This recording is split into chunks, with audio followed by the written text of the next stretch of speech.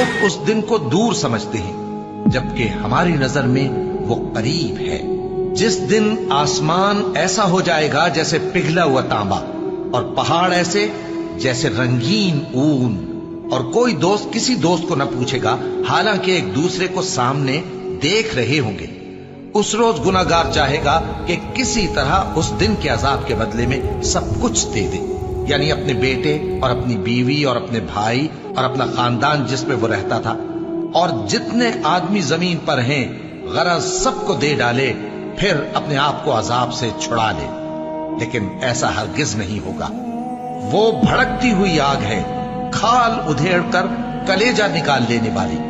وہ ان لوگوں کو اپنی طرف بلائے گی جنہوں نے دین حق سے اعراض کیا اور منہ پھیر لیا، اور مال جمع کیا پھر سینت سینت کر رکھا. کچھ شک نہیں کہ انسان کم حوصلہ پیدا ہوا ہے. جب اسے تکلیف پہنچتی ہے تو گھبرا اٹھتا ہے، اور جب ملتا ہے اس کو مال تو بخیل بن جاتا ہے.